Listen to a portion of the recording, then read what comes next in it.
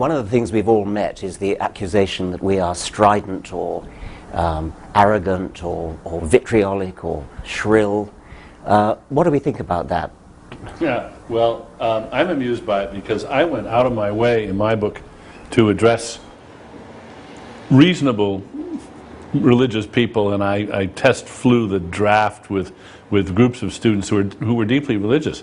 And indeed, the first draft incurred some real anguish, and so I made adjustments and made adjustments, and it didn't do any good in the end because I still got hammered for being rude and aggressive. And I came to realize that it's a no-win situation. It's a mug's game.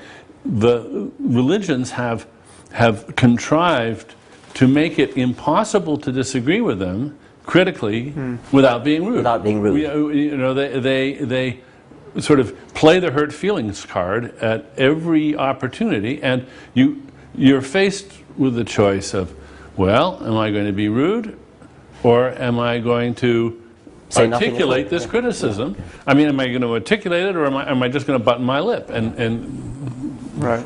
Well, that's what it is to trespass a taboo. I think we're all encountering the fact that religion is held off the table of rational criticism in some kind of formal way, even by, we're discovering, our fellow secularists and our fellow atheists. Just leave people to their own superstition, even if it's abject and causing harm. I don't look too closely at it. Now that was, of course, the point of the title of my book. There is this spell, and we got to break it. But if the charge of offensiveness in general is to be allowed in public discourse, then without self-pity, I think we should say that we too can be offended and insulted. I mean, I'm not just in disagreement when someone like Tariq Ramadan, accepted now at the high tables of Oxford University as a spokesman, says the most he'll demand when it comes to the stoning of women is a moratorium on it. I find that profoundly much more than annoying. Right, yeah. Insulting, not only insulting, but actually threatening. But you're not offended. This is, you don't take any, I don't see you taking things personally. You're alarmed by the liabilities of certain ways of thinking, as in Ramadan's case. But he would say, or people like him would say, that if I doubt the historicity of the Prophet Muhammad, I've injured them in their deepest feelings. Right. Well, I am, in fact, I think all people ought to be offended, at least in their deepest integrity, by, say, the religious proposition that without a supernatural celestial dictatorship we wouldn't know right from wrong, that we only live by. But are you really offended by that? Doesn't it just seem wrong? No, I say only, Sam, that if the offensiveness charge is to be allowed in general and arbitrated by the media, then I think we're entitled to claim that much without being self-pitying or representing ourselves as an oppressed minority, which I think is an opposite danger, I will admit. I'd like to add also that I agree with Daniel that there's no way in which the charge against us can be completely avoided, because what we say does offend the very core of any serious religious person at any rate. If we deny the divinity of Jesus, for example, many people will be terrifically shocked and possibly hurt. It's just too bad. I'm fascinated by the contrast between the amount of offence that's taken by religion and the amount of offence that people take against really anything else, like your artistic taste, your taste in music, your taste in art, your politics. You can be not exactly as rude as you like, but you can be far, far more rude about such things. And I'd quite like to try to quantify that, to actually do research about it, actually test people with statements about their favourite football team or their favourite piece of music or something, and see how far you can go before they take offence, compared to, is there anything else, apart from, say, how ugly your face is, that gives such... Or your husband's or wife's or girlfriend's face. Yes. Well, it's interesting you say that, because I regularly debate with the terrible man called John Donoghue of the Catholic Defence League, and he actually is righteously upset by certain trends in modern art, which tend to draw attention to themselves by blasphemy. Well, for example, Serrano's Piss Christ, or the elephant down on the Virgin, and so. And indeed, I think it's quite important that we share with Sophocles and other pre-monotheists a revulsion to desecration or to profanity. That we don't want to see churches desecrated or no, indeed not. religious icons trashed and so forth. That we we share an admiration for at least some of the aesthetic achievements of religion. Right. I think this whole notion of I think our criticism is actually more barbed than that, in the sense that we are offending people, but we're also telling them that they're wrong to be offended. I mean, physicists aren't offended when their view of physics is disproved or challenged. I mean, this is just not the way rational minds operate when they're really trying to get at what's true in the world. And religions purport to be representing reality, and yet there's this peevish and tribal and ultimately dangerous reflexive response to having these ideas challenged. I think we're pointing to the total liability of that. Well, and two, there's no polite way to say to somebody, you've wasted your life. Do you realize you've wasted your life? Do you realize that you've just devoted all your efforts and all your goods to the glorification of something which is just a myth? Or have you ever considered even if you say, have you even considered the possibility that maybe you've wasted your life on this? There's no inoffensive way of saying that, but we do have to say it because they should jolly well consider it. Same as we do about our own lives. Oh, absolutely. Yeah. Yes. Dan Barker's making a collection of clergymen who've lost their faith, but don't dare say so because it's their only living. It's the only thing they know what to do. I've heard from one of them at least. Have you? Yeah. Yes. I used to have this when I was younger in arguments with the members of the Communist Party. They sort of knew that it was all up with the Soviet Union. Many of them had suffered a lot and sacrificed a great deal and struggled, manfully to keep what they thought was the great ideal alive. Their mainspring had broken, but they couldn't give it up because it would involve a similar concession. Right. But certainly, if anyone said to me, how could you say that to them about the Soviet Union? Didn't you know you were going to really make them cry and hurt their feelings? I said, don't be ridiculous. Don't be absurd. But I find it, in many cases, almost an exactly analogous argument. When people tell me I'm being rude and vicious and terribly aggressive in a way that I should, I say, if I were saying these things about the pharmaceutical industry or the oil interests, would it be rude? Would it be off limits? No. Of course it wouldn't. Right. Well, I want religion to be treated just the way we treat the pharmaceuticals and the oil industry. I'm not against pharmaceutical companies. I'm against some of the things they do, but I just want to put religions on the same page with them. Including denying them tax exemption. Yeah. Yes. Yeah. And, or in the English case, state subsidy. I'm curious how religion acquired this charmed status that it has compared to any of these other things. I mean, somehow we've all bought into it, whether we're religious or not, and that some historical process has led to this immunization of religion against, well, this hyper offense taking that religion is allowed to take. And what's particularly amusing to me, finally, at first it infuriated me, but now I'm amused, is they've managed to enlist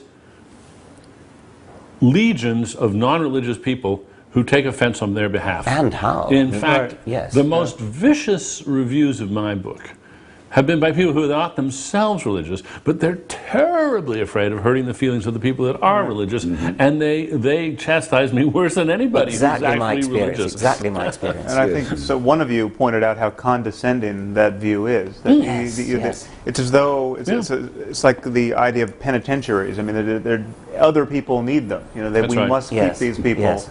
safely in their midst. Yes. Well, I think there's one answer to that question, which may illuminate a difference that or at least a difference that I have with I think maybe all three of you. There's something about. I mean, I still use words like spiritual and mystical without furrowing my brow too much, and I mean, to the consternation of many atheists.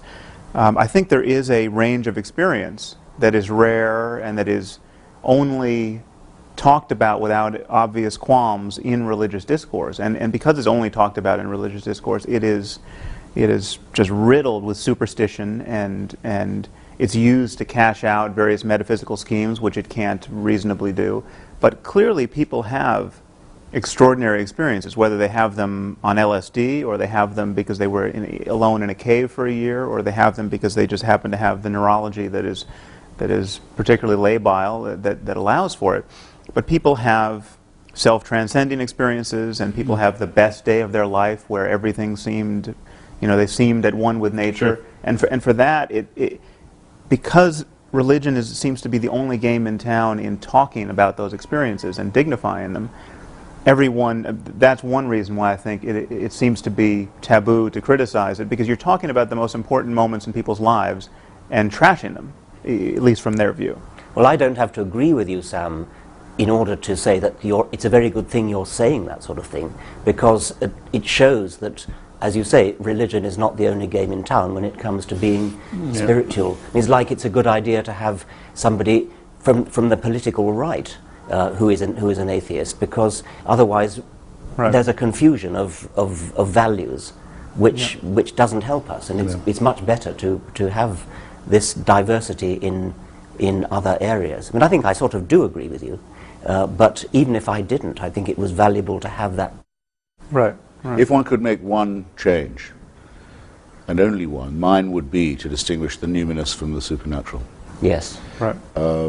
You had a marvelous quotation from Francis Collins, the genome pioneer, who said, while mountaineering one day, he was just overcome by the landscape, and then went down on his knees and accepted Jesus Christ. A complete non sequitur. It's never even been suggested that Jesus Christ created that landscape. Right. A frozen waterfall in three streams. Three parts. Which would be the mind of the Trinity. Well, yeah, absolutely. We're all triune in one way or another. We're programmed for that. That's very clear. It wouldn't ever have been a four-headed God. Right. You know that from experience.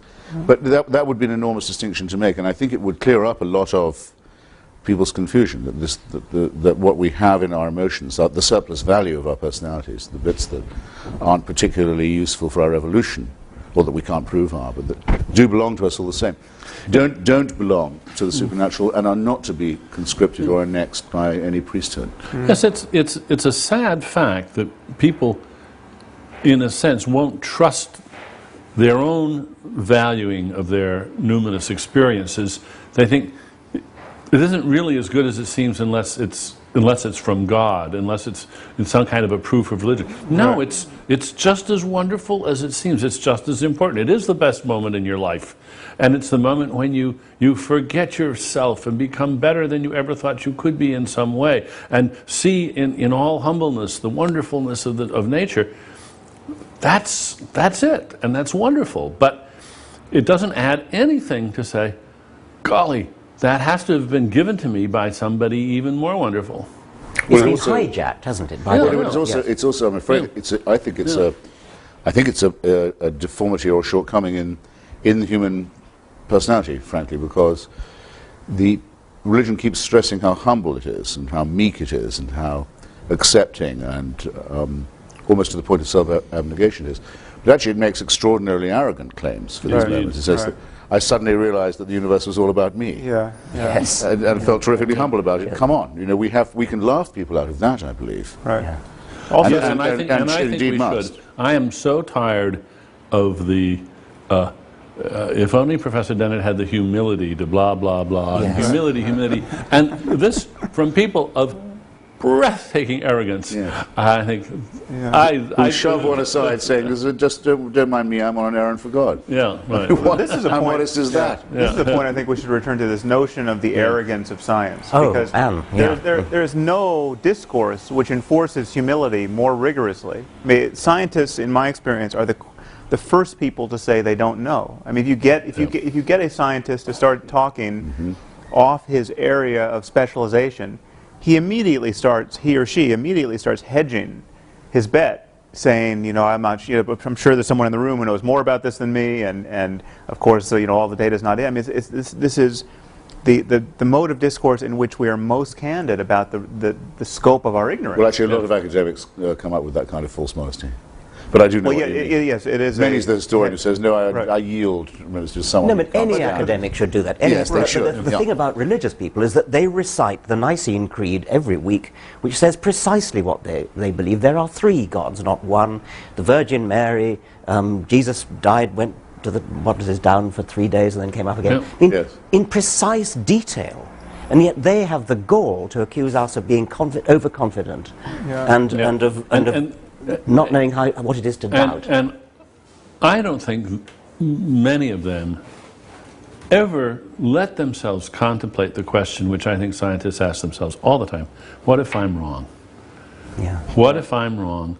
I mean, it's just not part of their repertoire. Actually, would you mind if I disagreed with you about that? I mean, a lot of the talk that makes religious people hard to, not hard to beat, but hard to argue with, is precisely that they'll say they're in a permanent crisis of faith. There is indeed a prayer, Lord, I believe, help thou my unbelief. Graham Greene says the great thing about being a Catholic was that it was a challenge to his unbelief. A lot of people live by keeping two sets of books. In fact, it's my impression. There is that. It's my impression, in fact, that a majority of the people I know who call themselves believers or people of faith do that all the time. I wouldn't say it was schizophrenia. That would be rude. But they're quite aware of the implausibility of what they say. They don't act on it when they go to the doctor or when they travel or anything of this kind. But in some sense, they couldn't be without it. But they're quite respectful of the idea of doubt. In fact, they try and build it in when they can. Well, that's interesting then. And so when they are reciting the creed with its total sort of apparent conviction, is this a kind of mantra which is forcing themselves to overcome doubt by saying, yes, I do believe, I do believe, I do believe, because really I don't. And of course, like the others, like their secular counterparts, they're glad other people believe it. It's an affirmation they wouldn't want other people not to be making. Well, also there's this curious bootstrapping move, which I tried to point out in this recent On Faith piece. This idea that you start with the premise that belief without evidence is especially noble. I mean, this is the doctrine of faith. This is the parable of doubting Thomas. And so you start with that, and then you add this notion, which has come to me through various debates, that the fact that people can believe without evidence is itself a subtle form of evidence. I mean, we're kind of wired. Actually, Francis Collins, you mentioned, brings this up in his book. The fact that we have this intuition of God is itself some subtle form of evidence. And this is kind of kindling phenomenon where once you say it's good to start without evidence, the fact that you can is a subtle form of evidence, and then the demand for any more evidence is itself a kind of corruption of the intellect or a temptation or something to be guarded against. And you get a kind of perpetual motion machine of self-deception where you can get this thing up and running. But they like the idea that it can't be demonstrated, because then there'd be nothing to be faithful about. Right. That's if the point of faith. Yeah. If everyone had seen the resurrection and we all knew that we'd been saved by it, so, well, then we would be living in an unalterable system of belief, and it would have to be policed. Right. Well, and it would actually be, those of us who don't believe in it are very glad it's not true, because we think it would be horrible. Those who do believe it don't want it to be absolutely proven so there can't be any doubt about it, because then there's no wrestling with the conscience, there are no dark nights of the soul. It was a review of one of our books, I don't remember which, but it was exactly that point, that just, what a crass expectation on the part of atheists that there should be total evidence for this. I mean, there'd be much less magic. You know, if everyone was compelled to believe by too much evidence. Actually, this is Francis Collins. I'm sorry. This is Francis Collins. A friend of mine, Canon Fenton of Oxford, actually, said that if the church validated the Holy Shroud of Turin, he personally would leave the ranks, because if they were doing things like that, he didn't want any part of it. Right. I didn't expect when I started off my book tour to be as lucky as I was. I mean, Jerry Falwell died in my first week on the road. That was amazing. Yes, that was amazing luck. I didn't expect Mother Teresa to come out as an atheist. Yes. But reading her letters, which I now have, it's rather interesting. She writes, I can't bring myself to believe any of this. She tells all her confessors, all her superiors, I can't hear a voice. I can't feel a presence, even in the Mass, even in the sacraments. No small thing. And they write back to us saying, that's good. Right. That's great. You're suffering. It gives you a share in the crucifixion. It makes you part of Calvary. You can't beat an argument like that. Right. The less you believe it, the more you're an illustration the more of faith. You prove it's true. Yes, and the struggle, the dark night of the soul is the proof in itself. So we just have to realize that these really are non-overlapping magisteria. We can't hope to argue with a mentality of this kind. Well, but we can do just what you're doing now, and that is, we can say, look at this interesting bag of tricks that have evolved. Notice that they're circular, that they're self-sustaining, that they don't have any, that they could be about anything, and and then you don't argue with them. You simply point out that these are not valid ways of thinking about anything, because you could use the very same tricks to sustain something which was manifestly fraudulent. And in fact, what fascinates me is that a lot of the tricks they have their counterparts with con artists. They use the very same forms of non-argument, the very same non sequiturs, and they make, for instance, they make a virtue out of trust. And as soon as you start exhibiting any suspicion of the con man who's about, he gets all hurt on you and plays the hurt feelings card and reminds you how wonderful taking it on faith is, and how I mean, there aren't any new tricks. These tricks have evolved over. And one could add the production of bogus special effects as well, which is one of the things that completely convicts religion of being fraudulent.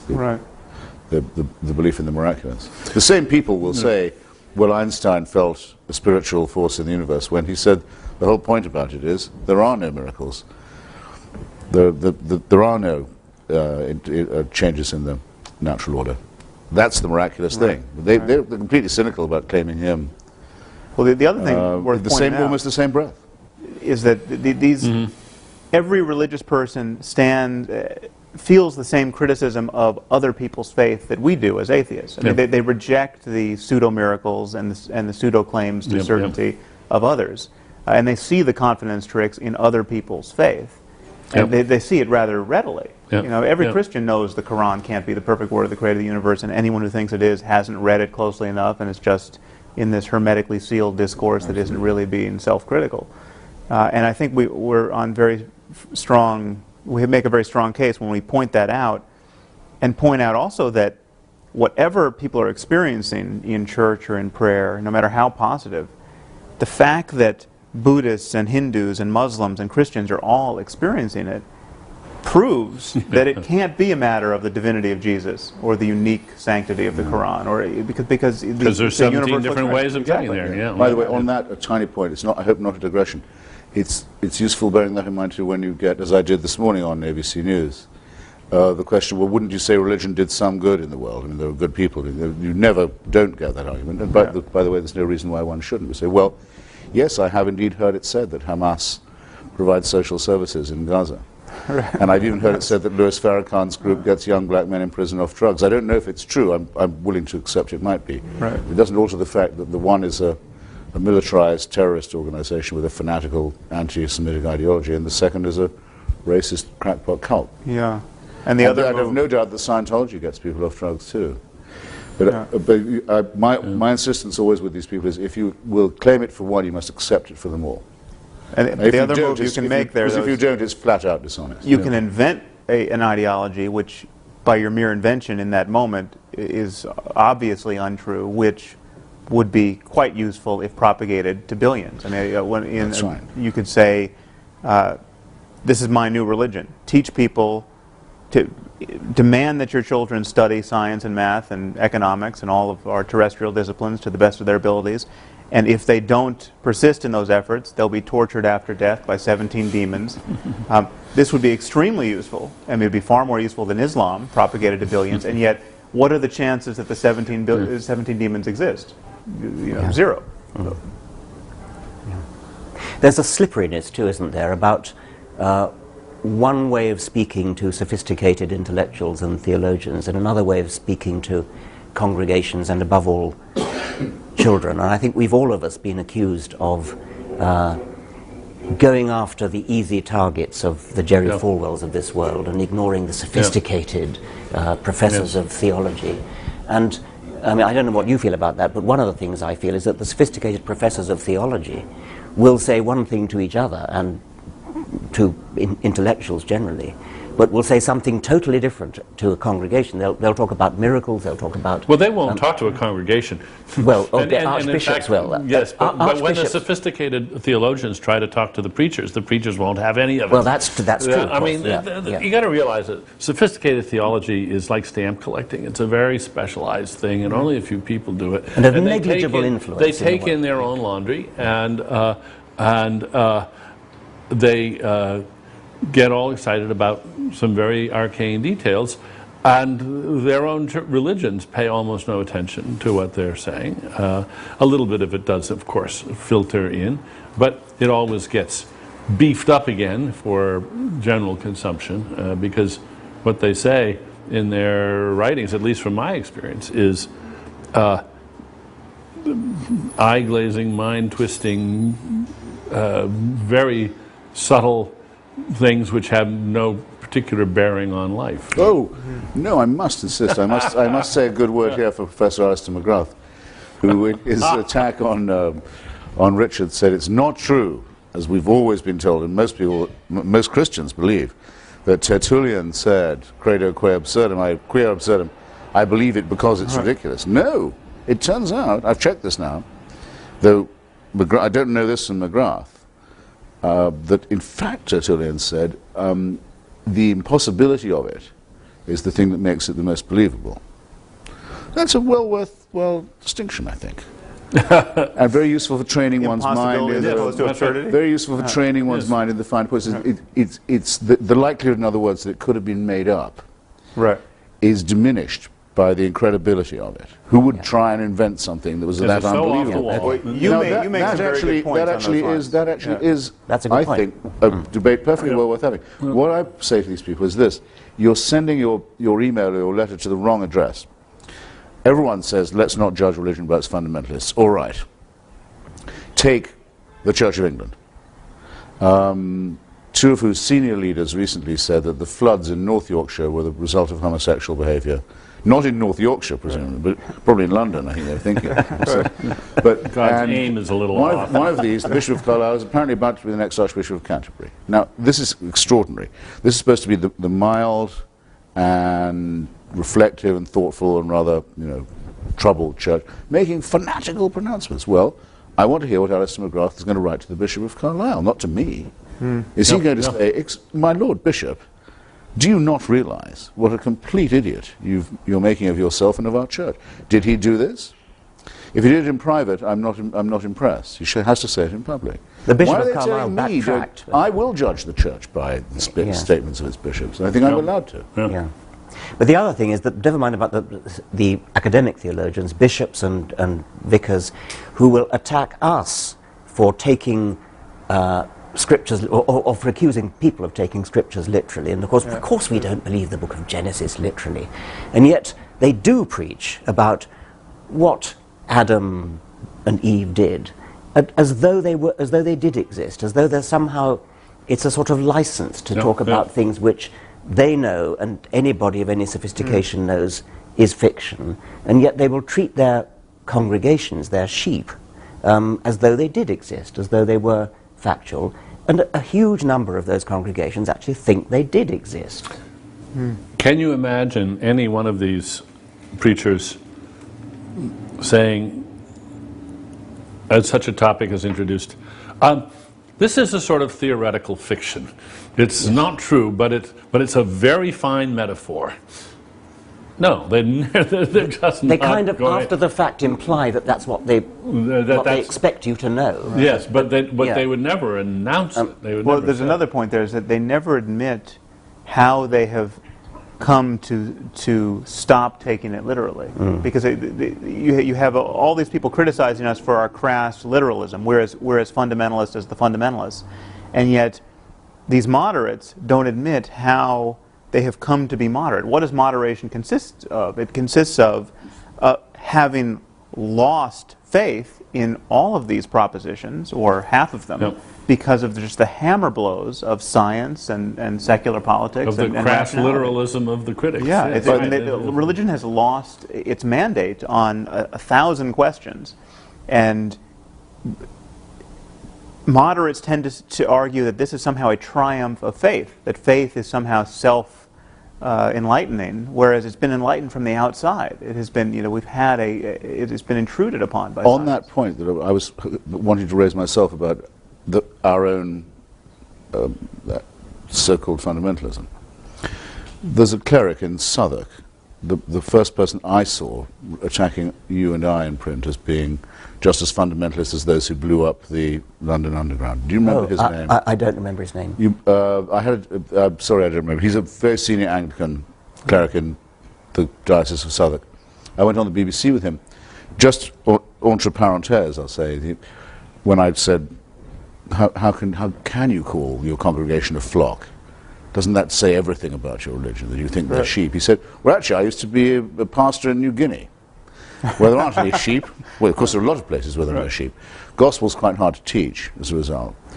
We found out what the most important animal to the locals was, and I remember very well my local bishop rising to ask the Divine One to behold these swine.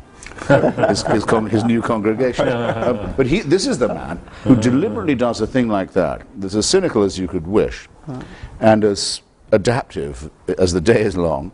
And he says that we who doubt it are as fundamentalists as people who blow up their fellow citizens on the London Underground. It's unconscionable.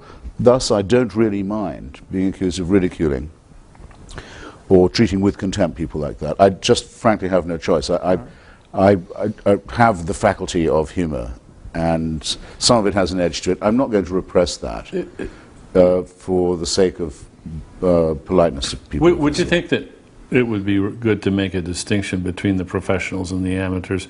I share your impatience with the officials of the churches, the people who this is their professional life. It seems to me they know better. Right. The congregations don't know better because it's maintained that they should not know better. I do get very anxious about ridiculing the beliefs of the flock because of the way in which they have ceded to their leaders. They've delegated authority to their leaders, and they presume their leaders are going to do it right. So I think in this, who stands up and says the buck stops here? Right. Well, it seems to me it's the preachers themselves, it's the priests, it's the bishops, and we really should hold their feet to the fire. For instance, just take the issue of creationism. If somebody in a fundamentalist church thinks that creationism makes sense because their pastor told them, well, I can understand that and excuse that. We all get a lot of what we take to be true from people that we respect and whom we view as authorities. We don't check everything out. But where'd the pastor get this idea? And I don't care where he or she is responsible, because their job is to know what they're talking about in a way that the congregation We have to be a little bit careful not to sound condescending when we say that, and in a way it's reflecting the condescension of the preacher.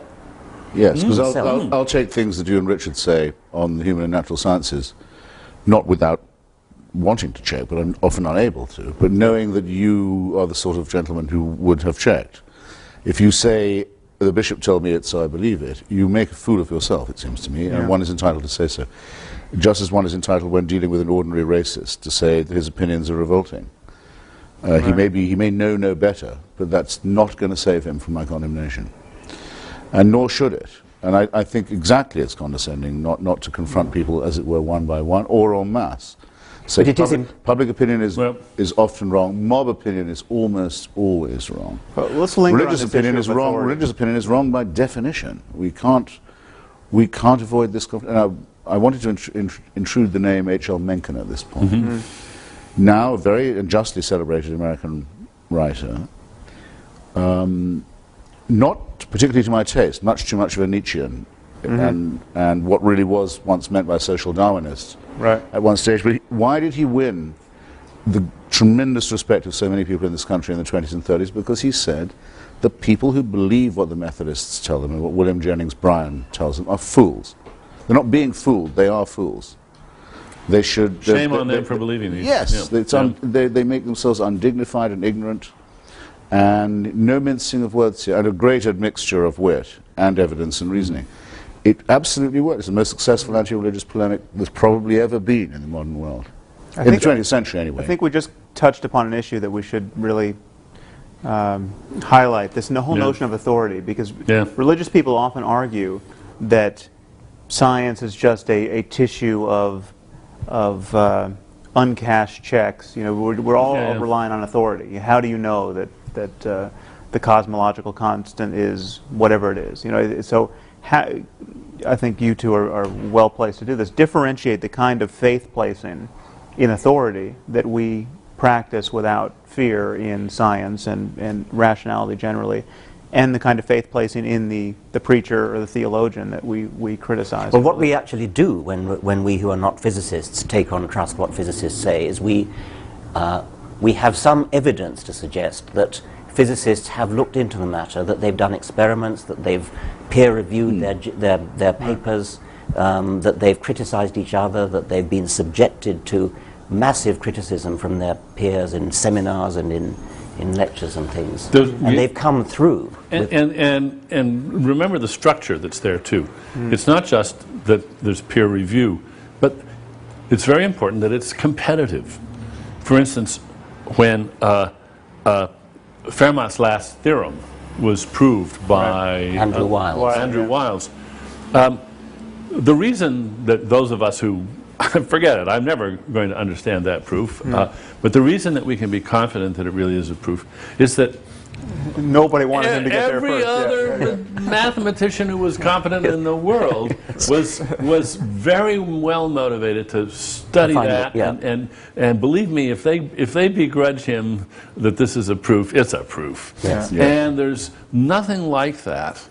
No, because when the antithesis of no religious person has ever been able to say what Einstein said. If I'm right, the following solar event will occur off the west coast of Africa in I forget how many years and months from now, and it did within a very tiny degree of variation. There's never been a prophecy that's been vindicated like that, or anyone willing to place their reputation and their, as it were, their life on the idea that it would be. I was once asked at a public meeting, don't you think that the mysteriousness of quantum theory is just the same as the mysteriousness of the Trinity or the transubstantiation? And the answer, of course, can be answered in two quotes from Richard Feynman. One, Richard Feynman said, if you think you understand quantum theory, you don't understand quantum theory. He was admitting that it's highly mysterious.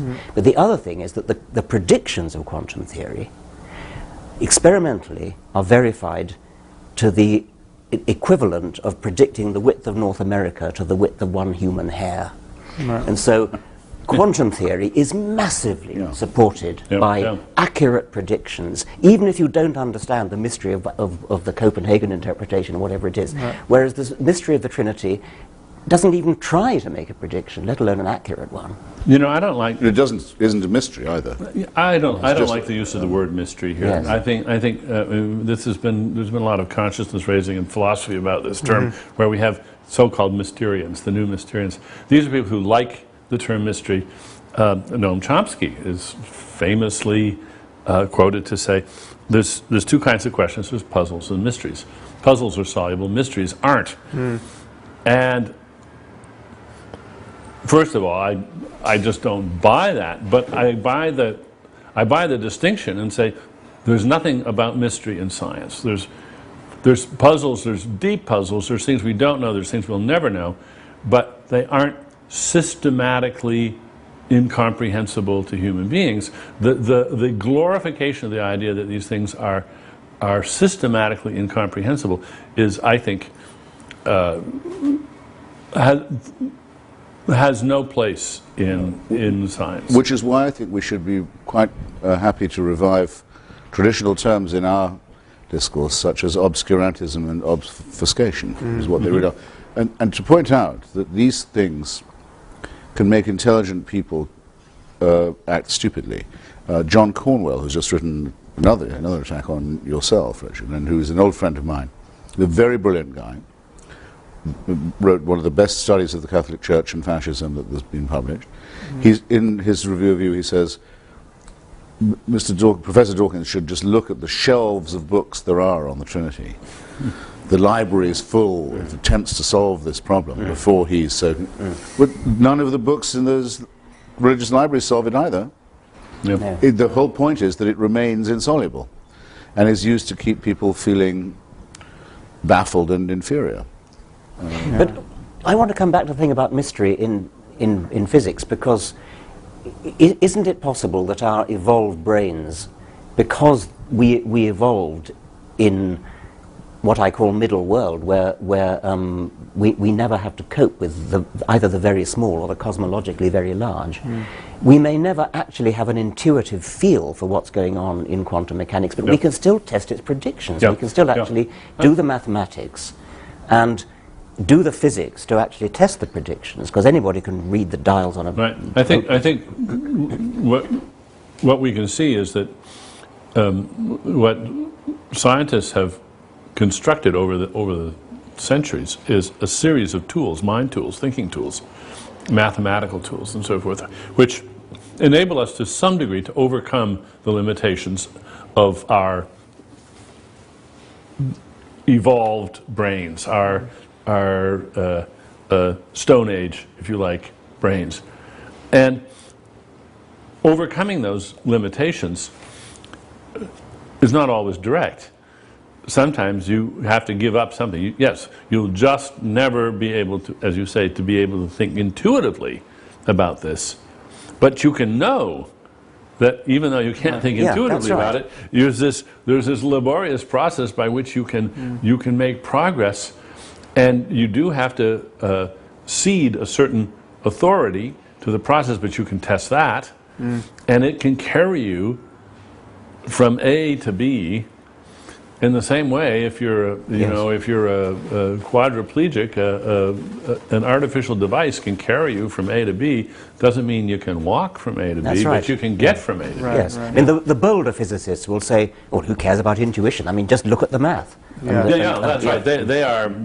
They are comfortable with living with their prostheses. Well, the perfect example of that is just dimensions beyond 3, because we can't visualize a 4th dimension or a 5th, but it's trivial to represent it mathematically, and so we can move into other domains. And now we teach our undergraduates how to manipulate n-dimensional spaces and to think about vectors in n-dimensional spaces, and they get used to the fact they can't quite imagine. What you do is you imagine 3 of them and say, you wave your hand a little bit and say, more of the same, But you check your intuition by running the maths, and it works. But it's easy to do something. Say you're a psychologist looking at personality, and you say there are 15 dimensions of personality, and you could think of them as being 15 dimensions in space. Yeah. And anybody can see that you can imagine moving along any one of those dimensions with respect to the others, and you don't actually have to visualize 15-dimensional space. No, and you give up that demand, and you realize, I can live without that. It would be nice if I could do that, but hey, I can't see bacteria with the naked eye either. I can live without that. But I think there's one. I was challenged on the radio the other day by someone. Can't see bacteria. He had to be fairly quiet. No, said that I believed in atoms on no evidence because I'd never seen one. Not since George Galloway said to me that he'd never seen a barrel of oil. Right. That's cute. But you realize that people at this point, they're wearing themselves right down to their uppers. I mean, they're desperate when they get to this stage. Yeah. The reason I say it is because I think it could, I don't want us to make our lives easier, but it makes the argument a little more simple. We are quite willing to say there are many things we don't know. Haldane, I think it was, said, the universe is not just queerer than we understand, it's queerer than we can understand. We know there'll be great new discoveries. We know we'll live to see great things, but we know there's a tremendous amount of uncertainty. That's the whole distinction. The believer has to say not just that there is a God, the deist position, that there may be a mind at work in the universe, a proposition we can't disprove, but they know that mind, and can interpret it. They're on good terms with it. They get occasional revelations from it. They have a book that is verbatim briefings from it. Now, any decent argument, any decent intellect has to begin by excluding people who claim to know more than they can possibly know. You start off by saying, well, that's wrong to begin with. Now can we get on with it? Yeah. So theism's gone in the first round. It's off the island. Exactly. It's out of the show. That's a footnote I wanted to add to what Dan was saying. Even if mystery was somehow something we had to just, a bitter pill we have to swallow in the end. We are cognitively closed to the truth at some level. That still doesn't give any scope to theism. Absolutely not, because it's just as close to them as it is to those who aren't. And also they claim perfect transparency of revelation. And also they can't be allowed to forget what they used to say when they were strong enough to get away with it. Exactly. Yeah. Which is, this is really true, right, in every detail. And if you don't believe it, we'll kill you. Yes. Yeah. We'll kill you, and it may take some days to kill you, but we will get the job done. Yeah. Yes. No, I mean, that they wouldn't have the power they have now if they hadn't had the power they had then. Right. And you know, this, what you just said, Christopher, actually, I think strikes terror, strikes anxiety in a lot of religious hearts, because it just hasn't been brought home to them that this move of theirs is just off limits. It's just not. It's not the game. It's not. It doesn't. You can't do that. And they've been taught all their lives that you can do that. This is a legitimate way of conducting a discussion. And here suddenly we're just telling them, I'm sorry, that is not a move in this game. In fact, it is a disqualifying move. Right. And precisely the move you can't be respected for making. Yeah, yes. Just adumbrate the move for me a bit, if you would, or for us. Perhaps only for me. Say what you think that move is. Somebody plays the faith card. Yes. They say, look, I am a Christian, and we Christians, we just have to believe this, and that's it. At which point, I guess the polite way of saying it is, well, okay, if that's true, you'll just have to excuse yourself from the discussion because you've declared yourself incompetent to proceed with an open mind. Now, if you really can't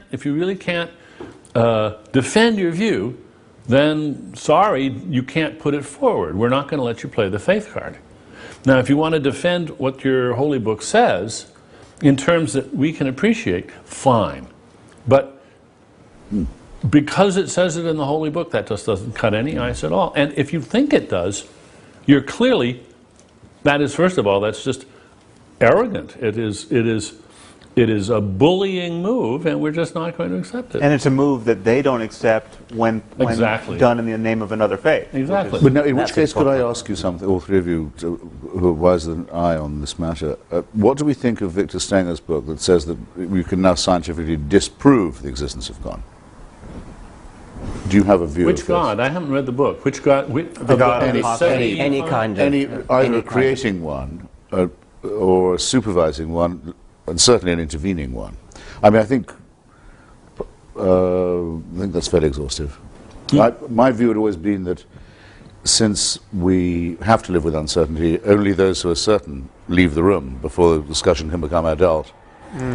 Victor Stenger seems to think now we've got to the stage where we can say with reasonable confidence it's disproved, not vindicated or better explanation proposed. But I just thought it'd be an interesting proposition because it matters a lot to me that our opinions are congruent with uncertainty. Right.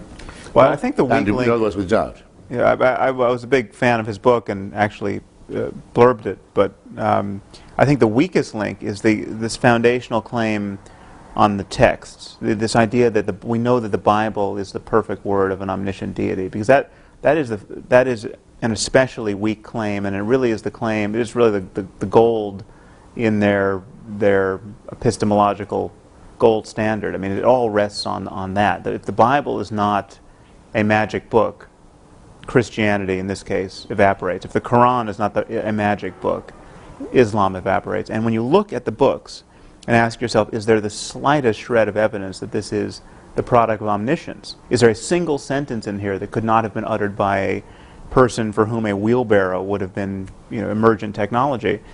You have to say no. I mean, there's not. If the Bible had an account of DNA and electricity and other things that would astonish us, then okay, our jaws drop suitably, and we have to have a sensible conversation about the source of this knowledge. Dinesh D'Souza makes this claim in his new book. He's going to be, by the way, one of the much more literate and well-read and educated of our antagonists. I'm going to be debating soon. He says that in Genesis, which people used to mock, they said, "Let there be light," and then only a few staves later you get the sun and the moon and the stars. Right. How could that be? Well, that's actually, according to the Big Bang, that would be right. Yeah, but that's The bang pathetic. precedes the galaxies. Yeah, yeah. I mean, believe me, it's pathetic too. But Right. Well, I try to demonstrate this cast of mind in, I think, a very long endnote in The End of Faith, where I say any text can be read. Well, with the eyes of faith, you can make magical impressions out of any text. So I literally walked into a bookstore, the cookbook aisle of a bookstore, randomly opened a cookbook, found a recipe for wok, I think it was wok seared shrimp with Ogo relish or something, and then came up with a mystical interpretation of the recipe. And you can do it. I mean, you can connect the dots with any crazy text well, and find wisdom in it. Michael Shermer did it with the Bible Code. Right, I haven't seen that. The hidden messages in the Bible. Yeah. Very, very good. You can write yesterday's headlines from it anytime you like. Yeah. I have a question for the three of you. Is there any argument for faith, any challenge to your atheism that has given you pause, that has sent you back on your heels, where you felt you didn't have a ready answer, etc.? I actually can't think of any. I mean, I think the closest is the idea that the fundamental constants of the universe are too good to be true, and that does seem to me to need some kind of explanation if it's true. I mean, Victor Stenger doesn't think it is true, but many physicists do. I don't think, I mean, it certainly doesn't in any way suggest to me a creative intelligence, because you're still left with the problem of explaining where that came from. Right. And a creative intelligence who's sufficiently creative and intelligent enough to fine-tune the constants of the universe to give rise to us has got to be a lot more fine-tuned himself than... Why create all the other planets in our solar system dead? Well, that's a separate question. Yeah, say, well, if you're that good. Yeah. I mean, Yes. Bishop Montefiore was very good at this, was a former friend of mine, say that you have to marvel at the conditions of life and the knife edge on which they are. So it is a knife edge, yes. Our planet is, a lot of it too hot or too cold. Right. Sort of climate. The other planets are yeah. completely too hot or too cold to support life. And that's just one solar system, the only one we know about where there is life. Not much of a designer. And of course you can't get out of the infinite regress. But I've not come across a single persuasive argument of that kind. But I wouldn't have expected to, because as I realized when I thought one evening, they never come up with anything new. Well, why would they? Their arguments are very old by definition. And they were all evolved when we knew very, very little about the natural order. The only argument that I find at all attractive, and this is for faith, you asked, as well as for theism, is what I suppose I'd call the apotropaic, when people say all the praise belongs to God for this, he's to be thanked for all this. That is actually a form of modesty. It's a superstitious one. That's why I say apotropaic. But it's avoiding hubris. It's also for that reason, obviously pre-monotheistic. But religion does or can help people to avoid hubris, I think, morally and intellectually, and that might be a... But that's not an argument that it's true. Oh, for heaven's sake. No, there are and cannot be any such arguments, I think. Well, maybe I should broaden this question. No, wait a minute. I think... But before you answer, Dan, I could give you several discoveries which would shake my faith right to the ground. But let me just broaden the question. Yeah. Not only... Rabbits in the Precambrian. No. Not only an argument for the plausibility of religious belief, but an argument that suggests that what we're up to, criticizing faith, is a bad thing. Oh, that's much easier. We shouldn't be doing so. Yeah. Let's exclude that. Yes, by all means. Yeah. We shouldn't be doing what we're doing. That's much easier. Okay. It's easier to think of a good reason. I mean, somebody could come up with an argument that says that the world is a better place and everybody believes a falsehood. Is there any context, though, in your work or in dialogue with your critics where you feel that argument has given you pause? Oh, yes.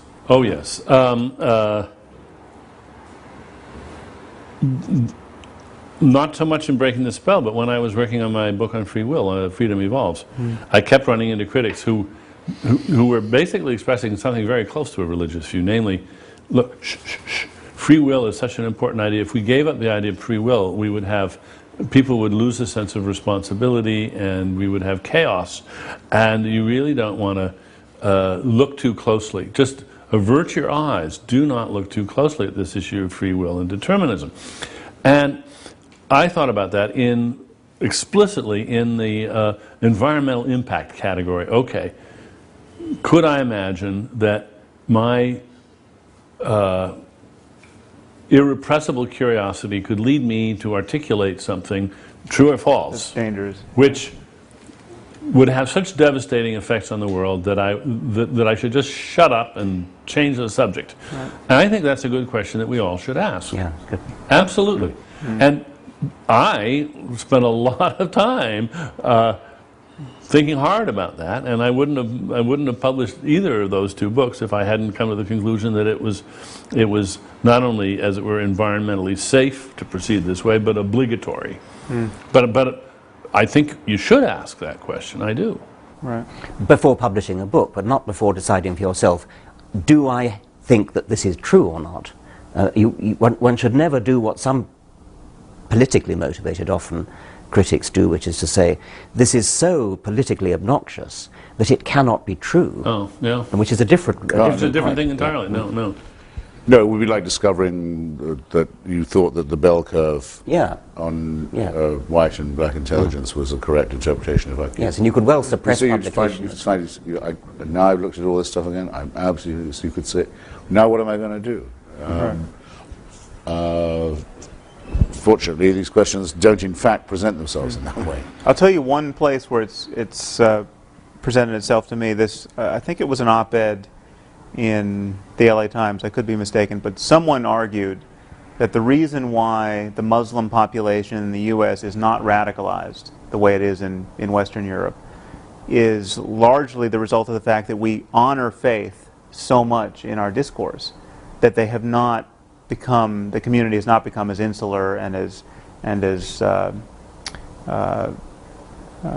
grievance-ridden as in Western Europe. As in Western Europe. Now, I don't know if this is true, but if it were true, that gave me a moment's pause. That would be of interest. James Wolfenson, of later the World Bank, recently the negotiator on Gaza, says that he firmly believes that he had tremendous influence for good with the Muslim Brotherhood and Hamas because he was an Orthodox Jew.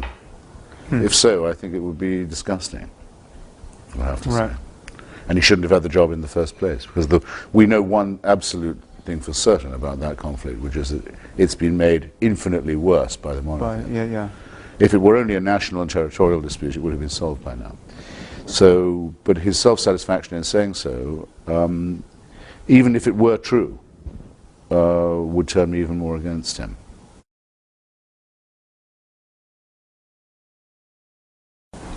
There are two issues converge here. One is the question, what do we want to accomplish? What do we reasonably think we can accomplish? And then this article of faith that I think circulates, unfortunately, among people of our viewpoint, that you can't argue anyone out of their beliefs. I mean, well, is this a completely fatuous exercise, or can we actually win a war of ideas with people? And I think, certainly judging from my email, we can. I mean, I'm constantly getting email from people who have lost their faith and in effect been argued out of it. And the straw that broke that camel's back was either one of our books or some other process of reasoning or incompatibility of what they knew to be true and what they were told by their faith, that I think we have to just highlight the fact that it's possible for people to be shown the contradictions and internal to their faith, or the contradiction between their faith and what we've come to know to be true about the universe, and they just, the process can take minutes or months or years, but they have to renounce their superstition in the face of what they now know to be true. I was having an argument with a very sophisticated biologist who's a brilliant expositor of evolution, and he still believes in God. And I said, how can you, what's this all about? And he said, I accept all your rational arguments, however, it's faith. And then he said this very significant phrase to me, there's a reason that it's called faith. He said it very decisively, very almost aggressively. There's a reason that it's called faith, and that was to him the absolute knockdown clincher. You can't argue with it because it's faith. And he said it proudly and defiantly, rather than in any sort of apologetic way. Yeah, and you get it all the time in North America from people who say you've got to read William James and have had to be able to judge other people's subjective experiences, which is something that's by definition impossible to do. Right. If it's real to them, why can't you respect it? I mean, this wouldn't be accepted in any other field of argument at all. The oppression people are under is the critical thing about them. I had a debate with a very senior Presbyterian in Orange County. I asked him, because we were talking about biblical literalism, of which he wasn't an exponent, but I said, well, what about the graves opening at the time of the crucifixion according to St. Matthew, I'd rather say, and everyone getting out of their graves in Jerusalem, walking around greeting old friends in the city. I was going to ask him, doesn't that rather cheapen the idea of the resurrection of Jesus? But he mistook my purpose. He wanted to know if I believed that had happened. That was what he thought. Right. And he said that as a historian, which he also was, he was inclined to doubt it. Right. But that as a Presbyterian minister, he thought it was true. I thought, well, all right then. How many personalities do we have? I'm seriously, for me it was enough that I got him to say that. Right. I said, in that case, I rest my case, in fact. I don't want to say any more to you now. You've said all I could say. Yeah, yeah. Well, there's one other chip I'd like to put on the table here. There's this phenomenon of someone like Francis Collins, or the biologist you just mentioned, someone who obviously has enough of the facts on board, enough of a scientific education to know better, and still does not know better, or professes not to know better. And I think we have a cultural problem where, and this was actually brought home to me at one talk I gave. A physics professor came up to me at the end of the talk and told me that he had brought one of his graduate students who was a devout Christian and who was quite shaken by my talk, and all I got from of this report was that this was the first time his faith had ever really been explicitly challenged. And so there's something about that. It's true to say that you can go through the curriculum of becoming a scientist and never have your faith explicitly challenged because it's taboo to do so. And now we have engineers who can build nuclear bombs in the Muslim world who still think it's plausible metaphysics that you can get to paradise and get 72 virgins. And we have people like Francis Collins who think that on Sunday you can kneel down in the dewy grass and give yourself to Jesus because you're in the presence of a frozen waterfall, and on Monday you can be a physical geneticist.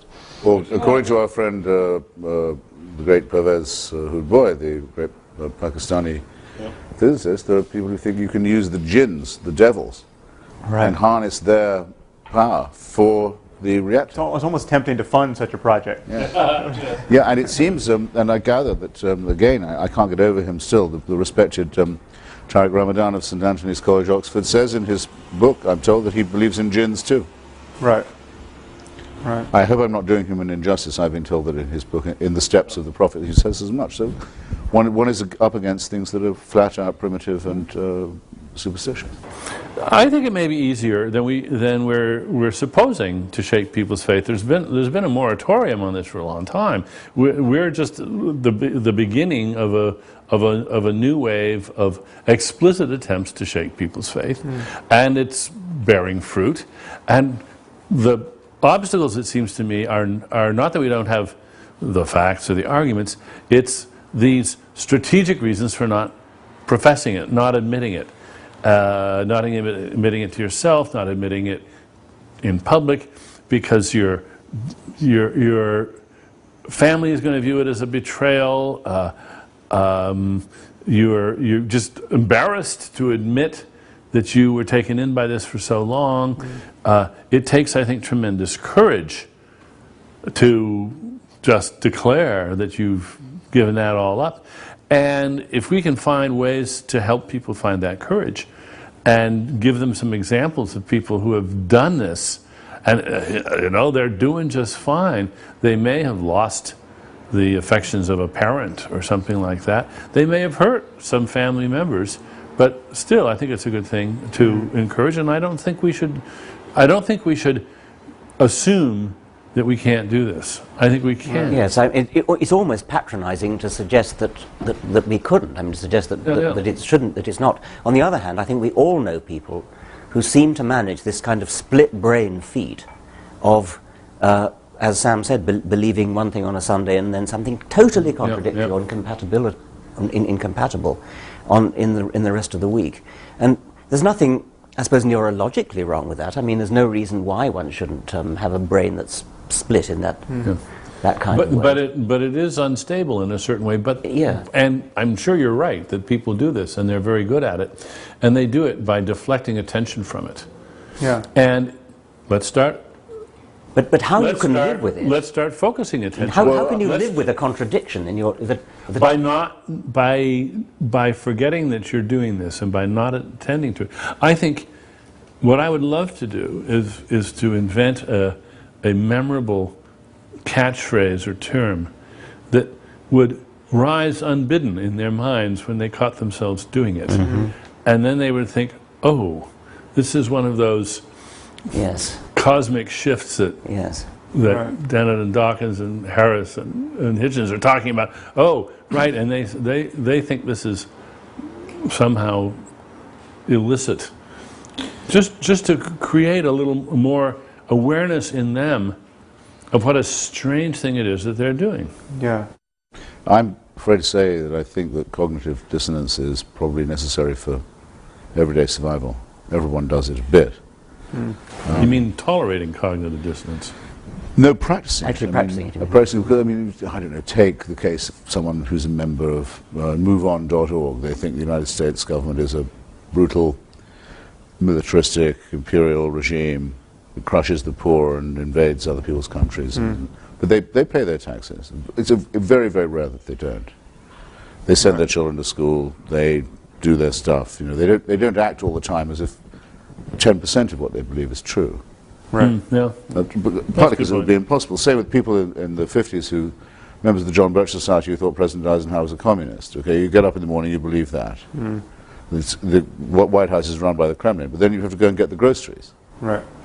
And do all that stuff. Why aren't you dropping? You still have to go and do it. Too many commitments, But you absolutely wouldn't be challengeable in your belief. It would be very, very important to you, but there would be no way in your life, your real life, of vindicating or practicing the opinion that you have. And I'm sure that the same is true of people who say, well, I shouldn't really prefer one child to another or one parent to another, but I do. I'm just not going to act as if I do. Right.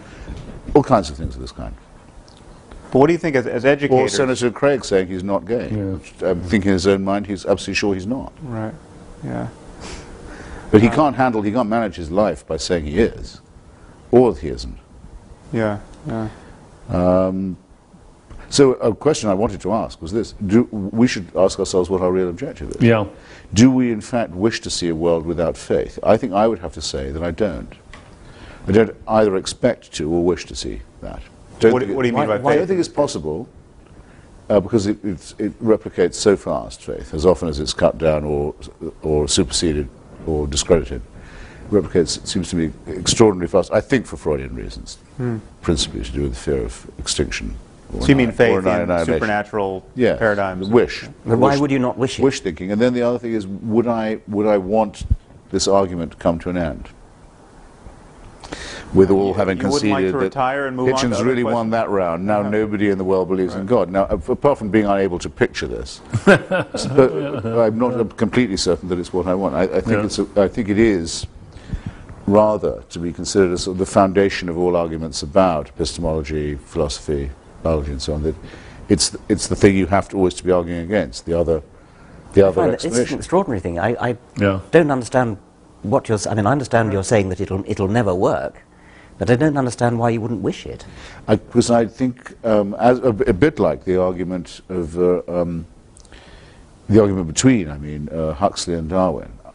Huxley and Wilberforce, or Darrow and William Jennings Bryan. I want it to go on. Because it's interesting. I want our side to get more refined and theirs to be ever more exposed. But I can't see it with one hand clapping. You don't want it to go on with the jihadists. I mean, there's a certain face of this. No, but I don't have a difference of opinion with the jihadists. Well, you do in terms of the legitimacy of their project. No, not really. No, there's nothing to argue about with that. I mean, there's a simple matter of survival. I want them to be extirpated. Or then move it down to the people who are blocking stem cell research. That is a purely primate response with me. They're recognizing the need to destroy an enemy in order to assure my own survival. I've no interest at all in what they think. But it sounds like you're really, we haven't still come to your question about Islam, but no interest at all in what they think. Only interested in refining methods of destroying them. Okay. In other words, you've simply given up a task in which, by the way, one gets very little secular support. Yes. Most atheists don't want this fight. Yeah. The most important one is the one they want to shirk. They'd far rather go off and dump on Billy Graham. Well, because on that they know that they can't. There's no danger. I think that because we find the idea of exterminating these people just abhorrent, and we think that besides it will breed them extirpating. Extirpate. Yes. Complete destruction of the jihadist forces. Extermination, I think, has to be applied more as a species. Or to no, but Christopher, going back to your thing about, it sounds as though you like argument, you like having, it's almost the theatre of having an intellectual argument which would be lost. Well, I would rather say the dialectic, actually, Richard. In other words, one learns from arguing with other people. Yes. And I think all of us around this table have probably enhanced or improved our own capacities as reasoners. Yes, but I mean, there's plenty of other things to reason about. You can having won the battle against religion, we can go back to science or whatever it is we practice, and we can argue and reason about that. And there's plenty of arguments, really worthwhile arguments. But it'll always be the case that some will attribute their presence here to the laws of biology, and others will attribute their presence here to a divine plan that has a scheme for them. That's and you can tell a lot, in my view, about people from which view they take. And as we all know, only one of those views makes sense, but how do we know that? Because we have to contrast it with the opposite one. But let me make an analogy here, though. Not going to spare. Because you could have said the same thing about witchcraft at some point in recent history. You could say that every culture has had a belief in witches, a belief in the efficacy of magic spells. Witchcraft is ubiquitous, and we're never going to get rid of it, and we're fools to try. Or we can try only as a matter of dialectic. But witchcraft is going to be with us. Well, and yet witchcraft has almost without exception. I mean, you can find certain communities Not at all. No, I mean, real witchcraft as is completely ineradicable. It spreads like weed, often under animist and Christian. No, I don't mean not in the Western world. I mean frank witchcraft. Witchcraft of the evil eye, and instead of medicine, you have. You think you've got rid of that? I think we've got. Fundamentally, we've got rid of that. Yes. In any case, don't you want to get rid of it? I mean, not at all. There's currently a campaign to get Wiccans registered to be buried in Arlington Cemetery. Well, but Wiccans are to witchcraft as Unitarians are. Right. They're not real. I'm talking about. I'm talking about a willingness to kill your neighbor because you think that there is some causal mechanism by which they, through their evil intent, could have destroyed your crops psychically. Or cast an evil eye upon your. I mean, it comes in ignorance of medical science. I mean, you don't know why people get sick, and you suspect your neighbor of ill intent, and then witchcraft fills the void there. No, I wouldn't say in such a case that one wished to be. One didn't wish to be without it. That we've lost something interesting to argue we are with. Effectively. I mean, we're not dealing with the claims of witches intruding upon medical. Don't go to alternative medicine and acupuncture here. I'm talking about real witchcraft. Well, I was about to do that very thing. And the Washington Post publishes horoscopes every day.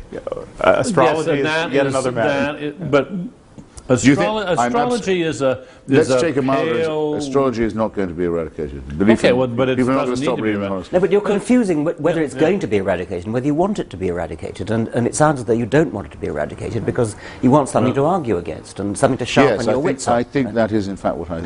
But in fact, instead of thinking about eradication, why not think about it the way an evolutionary epidemiologist would and say, what we want to do is we want to encourage the evolution of avirulence. We want to get rid of the harmful kinds. And I mean, I don't care about astrology. I don't think it's harmful enough. I mean, it was a little scary when Reagan was reportedly using astrology to make decisions. But that, I hope, anomalous case aside, I find the superstition that astrology is important to be relatively harmless. If we could only do the same thing, if we could only relegate the other enthusiasms to the status of astrology, I'd be happy.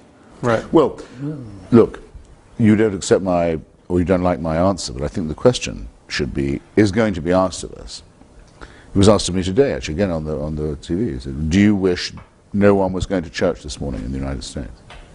Right. What's your answer? Well, I've given mine. Richard's disagreed a bit. But the answer I gave this morning was, I think people would be much better off without false consolation, and I don't want them trying to inflict their beliefs on me. So they'd be doing themselves and me a favor if they gave it up. So perhaps in that sense I contradict myself. I mean, I wish they would stop it, but then I would be left with no one to argue with. But you have many other subjects. And I certainly didn't say that I thought if they'd only listened to me, they would stop going. Okay, so there are two questions here. So that was my very experimental answer. But I'd love to hear, would you like to say that you look forward to a world when no one had any faith in Yeah, I want to answer this. Whether it's astrology or religion or anything else, I want to live in a world where people think skeptically for themselves, look at evidence, not because astrology is harmful. I guess it probably isn't harmful, but if you go through the world thinking that it's okay to just believe things because you believe them without evidence, then you're missing so much. And it's such a wonderful experience to live in the world and understand why you're living in the world and understand what makes it work, understand about the real stars, understand about astronomy, that it's an impoverishing thing to be reduced to the pettiness of astrology. And I think you can say the same of religion. The universe is a grand, beautiful, wonderful place. And it's petty and parochial and cheapening to believe in jinns and supernatural creators and supernatural interferers. I think you could make an aesthetic case that we want to get rid of. Fine. I could not possibly agree with you more. But let's talk about priorities. Okay.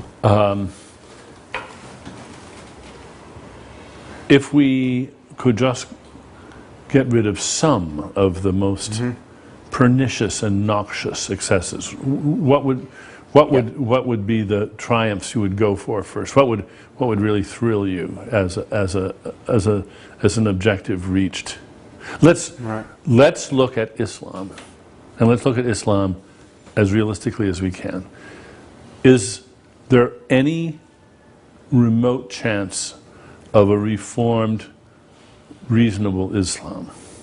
Well, isn't the present savage Islam actually rather recent? Isn't it the Wahhabi? You have to go back quite a ways, I think, to get only up to a point. I mean, I think there's, and again, none of us are whether we're equipped to do it, we're not the most persuasive mouthpieces of this criticism. I mean, it takes someone like Ayaan Hirsi Ali or a Muslim scholar, someone like Ibn Waraq, to authentically criticize Islam and have it be heard by people, but especially the secular liberals of a sort who don't trust our take on this. But it seems to me you have different historical moments in the history of Islam that are distinct. One where Islam really has, you have some Muslim, you have a caliphate, or you have some Muslim country which has a reign of Islam and is unmolested, but for whatever period of time from the outside, and then Islam can be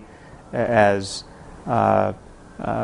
totalitarian and happy with itself as possible, and you don't see the inherent conflict and the inherent liability of its creed. I mean, Samuel Huntington said Islam has bloody borders. It's at the borders that we're noticing this problem, and the borders of Islam and modernity at this moment, the conflict between Islam and modernity. But yes, you can find instances in the history of Islam where people weren't running around waging jihad because they had successfully waged jihad. Yeah. But then what about women in that exactly, the suffering of women within those borders.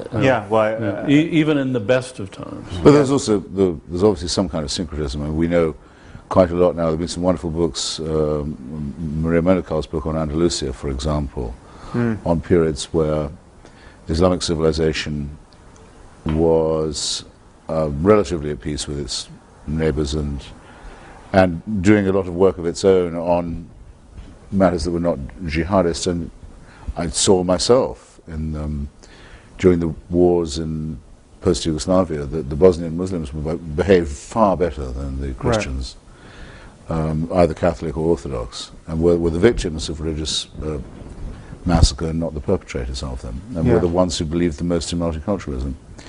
So it can happen. And you could even meet people who said they were atheist Muslims or Muslim atheists, or Muslim secularists in Bosnia. In Sarajevo. You could, yeah. Which is a technical impossibility. But the problem is this: whether we think, as I certainly very firmly do believe, that totalitarianism is innate in all religion, because it has to want an absolute, unchallengeable, eternal authority. In all religion. Must be so. A creator whose will can't... our comments on his will are unimportant. His will is absolute. It cannot be challenged, and applies after we're dead as well as before we're born. I mean, that is the origin of totalitarianism. I think Islam states that in the most alarming way, in that it comes as the third of the monotheisms and says nothing further is required. Right. This is the last. There have been previous words from God, we admit that. We don't claim to be exclusive, but we do claim to be final.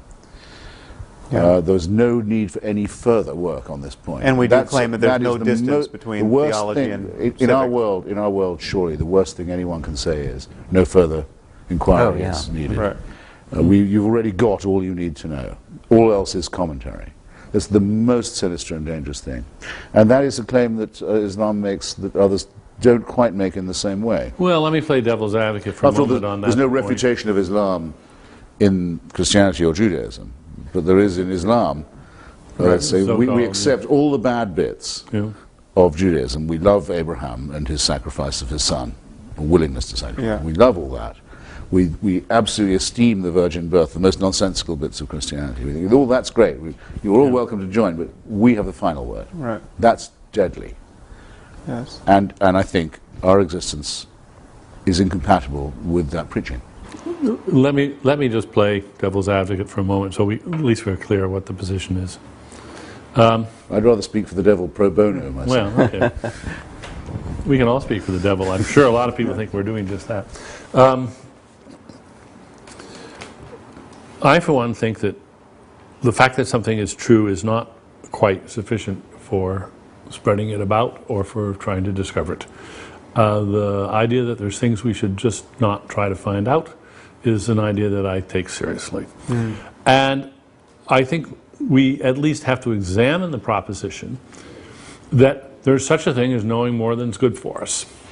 Now, if you accept that so far, then a possibility we have to take seriously, even when we reject it, we should reject it having taken it seriously, is the Muslim idea that indeed the West has simply gone way too far, that there is lots of, this is knowledge that's not good for us, it's knowledge that we were better off with that, and the fact that many Muslims would like to turn the clock back, they can't, of course. But I have a certain sympathy for a Muslim who says, well, yeah, the cat's out of the bag, it's too late, it's a tragedy. You in the West have exposed truths to yourselves, and now you're forcing them on us, that the species would be better off not knowing. I'm absolutely riveted by what you say. I'd really love an instance, in theory or practice, of something you think we could know but could forbid ourselves to know. Because that is harder for me to imagine in a world without faith. Well, you brought up the bell curve. I mean, if there were reliable differences in intelligences between races or species, but I don't think any of us here do think that that's the case. I mean, I think there must be something. You must have thought of something you could believe, but wish you didn't know. Oh, I don't think it's hard to dream up things which, if they were true, it might be better for the human race to go on not knowing them. But could you concretize it just a little more? I'm completely fascinated. I mean, the hypothetical is one thing, but Christopher's asking, do you actually, have you ever suppressed something? That, no, I haven't. No. Can you imagine yourself doing so, by the way? I mean, I can't. Oh, I can imagine it. I hope it never comes up. Well, take the the synthesizing of bioweapons. I mean, what should nature publish the code for smallpox, where you can just anyone within his lab can. There's all those. Oh well, all right, but that wouldn't be a knowledge of which we should remain innocent. Well, that would be more like a capacity. I think with foresight, it's certainly you can conceive of a circumstance where someone can seek knowledge, the only conceivable application of which would be unethical, or the dissemination of which would put power in the wrong hands. Or, yes. I mean, but actually, you brought up something which I think is crucial here, because it's not so much the spread of the wrong seditious truths to Islam or the rest of the world that I think we're guilty of in the eyes of our opponents. It's the not honoring of facts that are not easily quantified and easily discussed in science. I mean, the classic retort to all of us is, prove to me that you love your wife. I mean, as though this is a knockdown argument against atheism. You can't prove it. Well, if you unpack that a little bit, you can prove it. You can demonstrate it. We know what we mean by love. But there is this domain of the sacred that is not easily captured by science, and scientific discourse has really ceded it to religious discourse historically. Well, and artistic discourse. Yeah, which is not religious necessarily. But I would argue it's not even well captured by art necessarily. There's something in the same way that love is not really well captured by art, and compassion is not. Well, I mean, you can represent it in art, but it's not reducible to. You don't go into the museum and find compassion in its purest form. And I think there's something about the way we, as atheists, merely dismiss the bogus claims of religious people that convinces religious people that there's something we're missing. And I think we have to be sensitive to this. Absolutely. That's why they bring up, what about when has secularism ever built anything like Durham Cathedral, or Chartres, or devotional painting, or the music of Bach? But I think we have answers to that. I think we have answers to that. I mean, and you provide a very good answer to that. If there was secular patronage of the arts at that point, then one, we can't know that Michelangelo was actually a believer, because the consequences of professing your unbelief in that case was death. But two, if we had a secular organization to commission Michelangelo, we would have all that secular artwork. Though, I didn't actually say that the corollary held. Which? I think it's true we can't know with devotional painting and sculpture and architecture that the patronage didn't have a lot to do with it. But I can't hear myself saying, if only you had a secular painter, you've done just as good work. Oh, no. I think I'm fusing you and Richard there. I think I can't, I don't know why, and I'm quite happy to find that I don't know why. I can't quite hear myself saying that Michelangelo, if he'd been commissioned to do the ceiling of a museum of science, wouldn't have produced something just as wonderful. In some way, I'm reluctant to affirm that, yes. I find it very, very easy to believe that. That could be a difference between us. I mean, with devotional poetry, where I do think, I don't know very much about painting or architecture or music, but, and some devotional architecture, like, say, St. Peter's, it couldn't be done. I don't like any way. And knowing that it was built by a special sale of indulgences doesn't help either. Yeah, right. With devotional poetry, like that of, say, John Donne or George Herbert, I find it very hard to imagine that it's faked or done for a patron. I mean, yes, it would be very improbable people would write poetry like that. But could it be done in the spirit of anyone?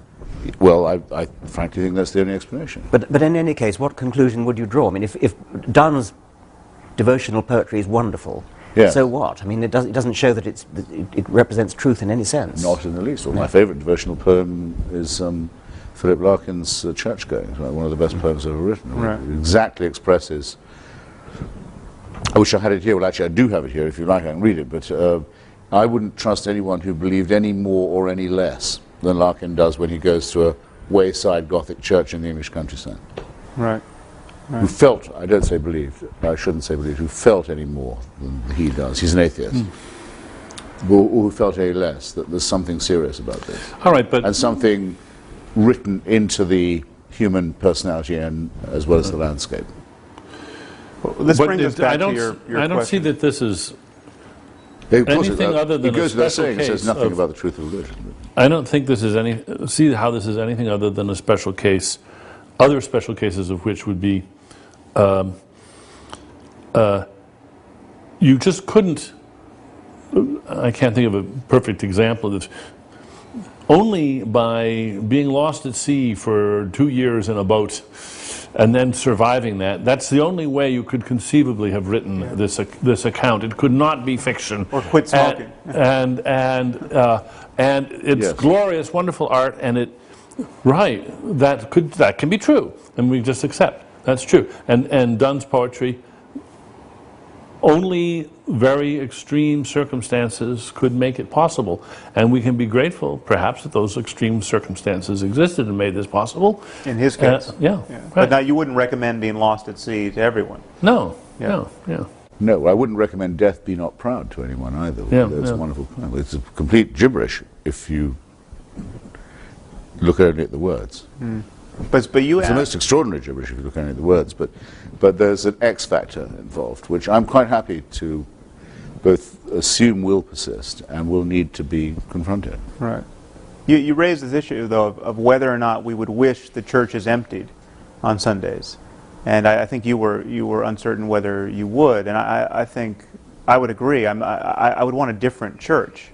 I would want a different ritual motivated by different ideas. But I think there's a place for the sacred in our lives, but under some construal that doesn't presuppose any bullshit. But I think there's a usefulness to seeking profundity as a matter of our attention, Sure.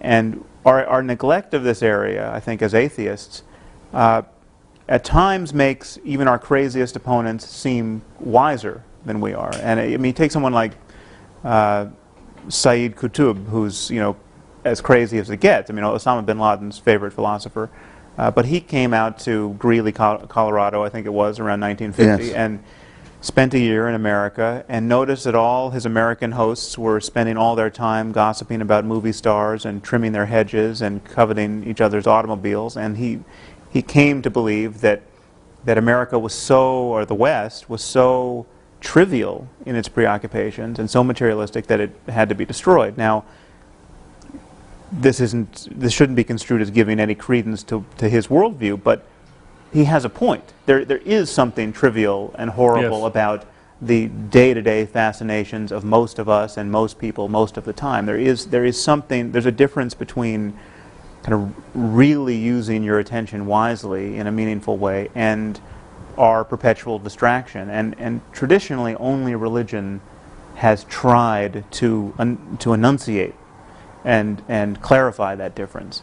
And I think that's that's a lapse in our. I think you've made that point, and we've accepted it, Sam. Yeah. And I think that's. I mean, as going back to the thing about whether we like to see churches empty, I think I would like to see churches empty. What I wouldn't like to see, however, is ignorance of the Bible, No, because you cannot understand literature without knowing the Bible. You can't understand art. You can't understand music. Yeah. There are all sorts of things you can't understand for historical reasons. But those historical reasons you can't wipe out. They're there. And so even if you don't actually go to church and pray, you've got to understand what it meant to people to pray and why they did it and what these verses in the Bible mean and what this... But is it only that? Just the retrospective kind of historical appreciation of our You could more than just ancestors' appreciate ignorance? it. You can lose yourself in it, just as you can lose yourself in a work of fiction Right. without actually believing that the characters are real. But you're sure you want to see the churches empty? You can't imagine a variety of churches, maybe by their lights an extremely denatured church, a church which has ritual and loyalty and common cause and purpose, yeah, okay. but and even And music. and music, and they sing Yes. the songs and Yes. they do the rituals, Yes. but where the irrationality has simply been laundered Oh, out. okay. Yeah, so you go to those places for funerals and weddings and Yes, and you have beautiful also poetry and perhaps music. for Group solidarity meetings. group solidarity Yeah. to create some project Yeah. which is hard to get off the ground otherwise. I think there's one more tiny thing. I mean, I haven't been tempted to go to church, and that's very, very small point, but I mean, one reason that makes it very easy to keep me out of it is the use of the New English Bible instead of the James one. Yes. Right. I mean, there's really no point. I can't say where anyone goes, and I can see how people stay away. No. They've thrown away all the poetry, a pearl richer than all their tribe. Absolutely. Right, yeah. They don't even know what they've got. It's terrible. If I was a lapsed Catholic and I brooded about how I wanted my funeral to be, which is not something I would. You want the Latin Mass. Yes, Absolutely. Well, but, I mean, there's another issue there, which of course is that when it becomes I want a proper intelligible, tridentine. when it becomes intelligible, the nonsense becomes more transparent, and so if it's in Latin, it can survive much better. It's rather like a camouflaged insect. It can get through the barriers because you can't see it. And whereas when it's translated into not just English but modern English, you can see it for what it is. But now, seriously, then, do you therefore delight in the fact that churches are modernizing their texts and using the... No, I don't. It's an aesthetic point. No, I don't. No. That's the worst of both worlds. I think it seems to Yes. me. Right. And we should be grateful for it. We didn't do this to them. Yeah, that's right. We didn't impose this on them. Any more than we weren't clever enough. any more than we don't blow up Shia mosques either. We don't blow up the Bamiyan Buddhas. Bamiyan Buddhas, exactly. We don't desecrate. We would be for the reasons given by Sophocles and Antigone. We would have a natural resistance to profanity and desecration. We leave it to the pious to destroy churches and burn synagogues or blow up each other's mosques. And I think that's a point that we might spend more time making, because I do think it is feared of us. This was my point to begin with, that we wish for a world that's somehow empty of this echo of music and poetry and the numinous and so forth. That we will be happy in a brave new world. And since I don't think it's true of any of us, it's not. It's a point one might spend a bit more time making. That the howling wilderness of nothingness is much more likely to result from holy war, or religious conflict or theocracy, than it is from a proper secularism, which would therefore, I think, have to not just allow or leave or tolerate or condescend to or patronize, but actually, in a sense, welcome the persistence of something like faith. I feel I've put it better now than I did at the beginning. Unintelligently there. I think. What do you mean something like faith? Yeah, and how like faith? Something like the belief that there must be more than we can know. Well, that's not, fine. Dennett believes that. That's not faith. Sure. Yeah. I mean, we know there's more than we presently know. Well, that was my original point in saying if we could find a way of enforcing the distinction between the numinous and the superstitious, we would be doing something culturally quite important. Yes. When I'm told about this, well, Richard and I did this at Central Hall with Scruton and that very weird team that we debated, who kept on saying, Scruton particularly, well, what about good old Gothic spires and so forth. I said, look, I wrote a book about the Parthenon. I'm intensely interested in it. I think everyone should go, everyone should study, and so forth. But everyone should abstain from the cult of Pallas Athena. Everyone should realize that probably what that sculptural frieze that's so beautiful describes may involve some human sacrifices. Athenian imperialism wasn't all that pretty even under Pericles. So the great cultural project, in other words, may very well be to rescue what we have of the art and aesthetic of religion while discarding the supernatural. And I think acknowledging the evil that was part of its creation in the first place. That is, we can't condone the beliefs and practices of those Aztecs, but we can stand in awe of and want to preserve their architecture and many other features of their culture, but not their practices and not their beliefs. I once did a British radio program called Desert Island Discs, where you have to go on and choose your 6 records which you take to a desert island and talk about it. And one of the ones I chose was Bach, Mache dich mein Herz rein. Oh, yeah. It's wonderful, Beautiful sacred music. And the woman questioning me couldn't understand why I would wish to have this piece of music. Pious. It is beautiful music, and its beauty is indeed enhanced by knowing what it means. Yeah. I mean, it's Yeah. but it's, you still don't actually have to believe it. It's like reading fiction. Exactly. You can lose yourself in fiction and be totally moved to tears by Yeah. it. Yes. But nobody would ever say you've got to believe that this person existed and that the sadness that you feel really Yes. reflected something that actually happened. Yes, like the Bishop of Dublin who preached a sermon against Swift and said that he'd read every book of Gulliver's Travels, and for his part he didn't believe a word of them. Yes, yes. So that's the locus classicus, I think, of all that. Well, clearly we're not cultural vandals, but maybe we should think of the way in which so many people suspect that that's what we are. Yes. If I would accept one criticism that these people make, or one suspicion that I suspect they harbor, or fear that they may have, I think that might be the one. Yes. Right. That it would be all chromium and steel and Yes, And very no much Christmas so. carols and no Yes. and no menorahs. They and no- couldn't anybody who makes that criticism couldn't possibly have read any one of our books. No. Well, that's another problem too, which is isn't another it? problem. Is the people that, of course, this isn't just our books; it's so many books. Yes.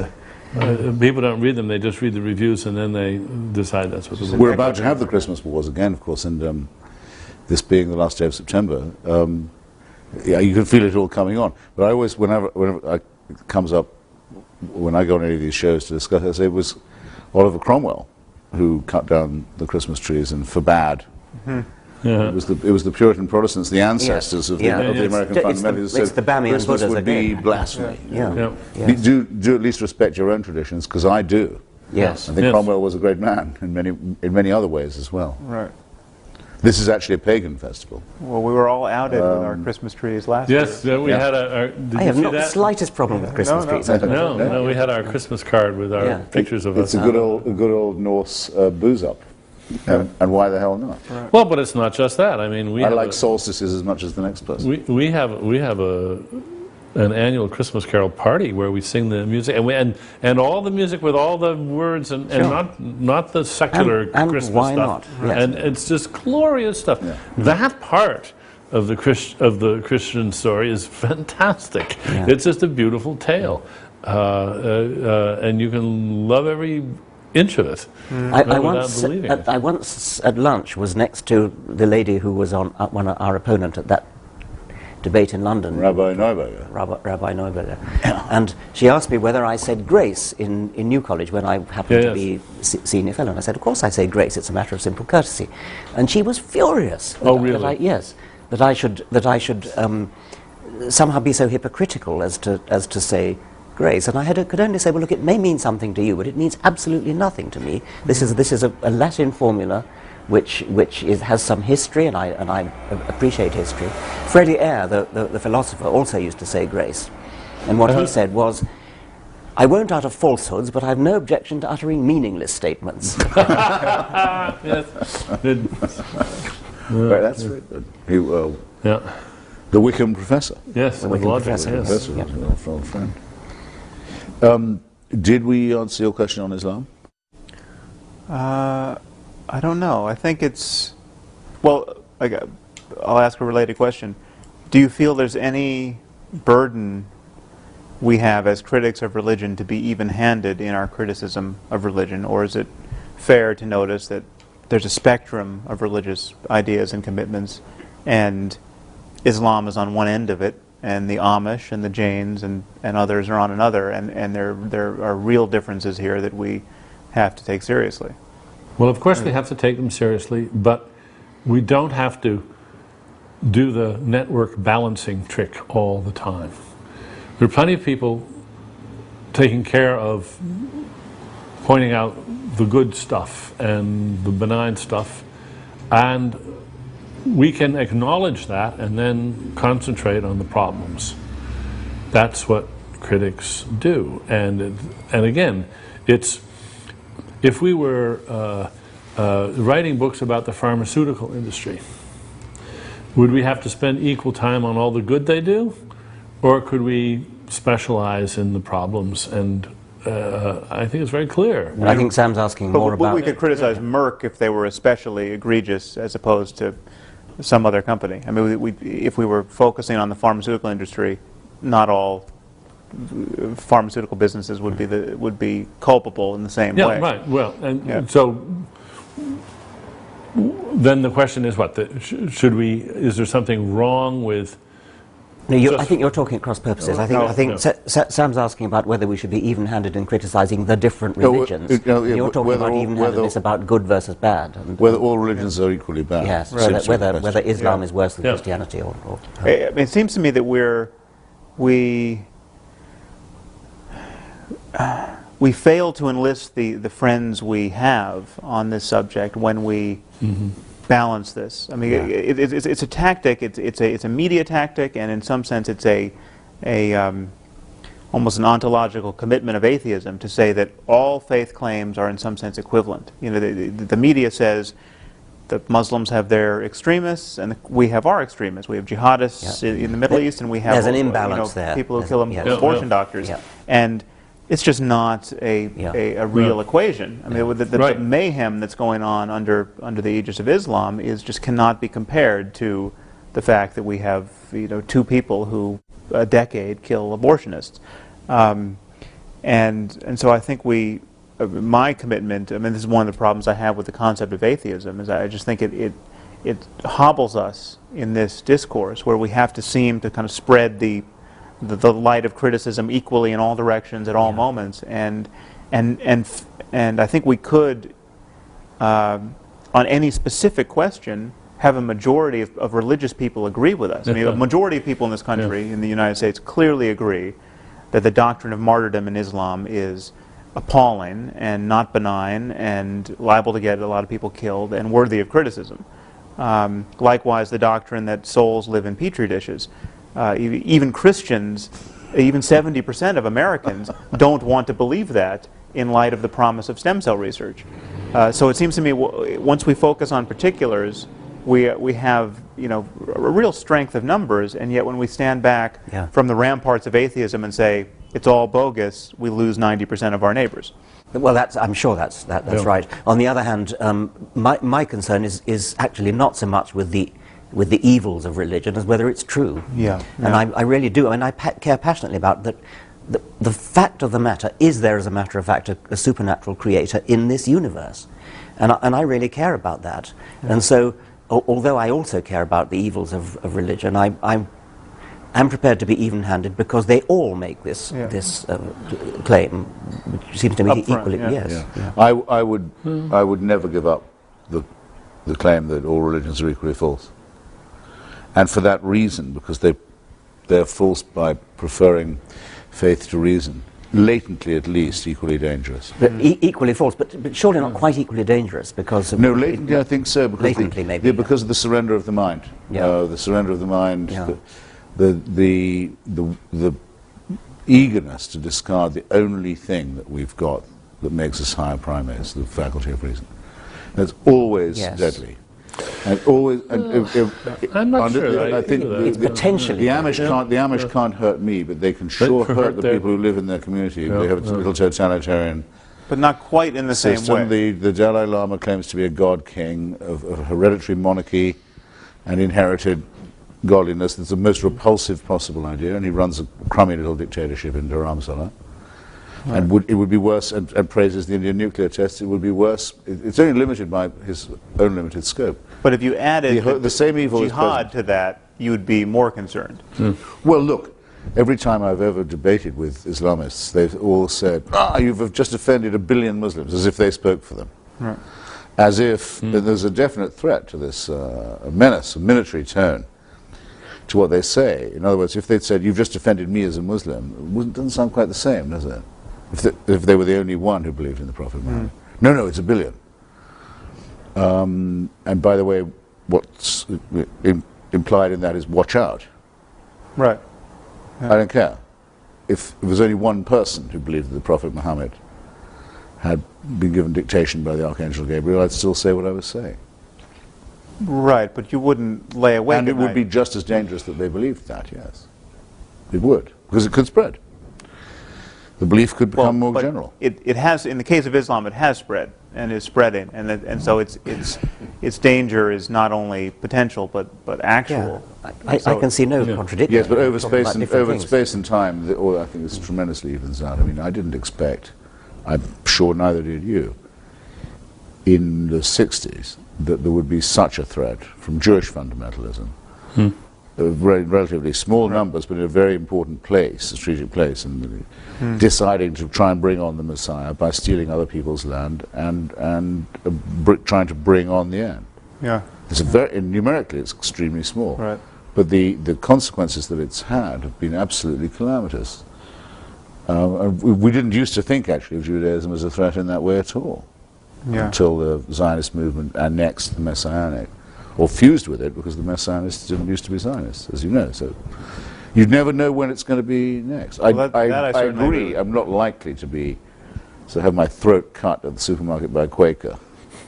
Yes. But the Quakers do a lot of the work by saying we preach non-resistance to evil. Right. That's as wicked a position as you could possibly hold. Given the right context. I mean, what could be more revolting than that? Yeah. Say, you see evil and violence and cruelty and you don't fight it.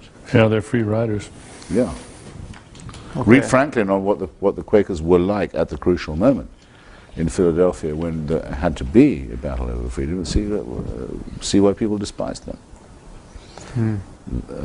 I would have then said that Quakerism was actually quite a serious danger to the United States. So it's a matter of space and time. But no, they're all equally rotten, false, dishonest, corrupt, humorless, and dangerous.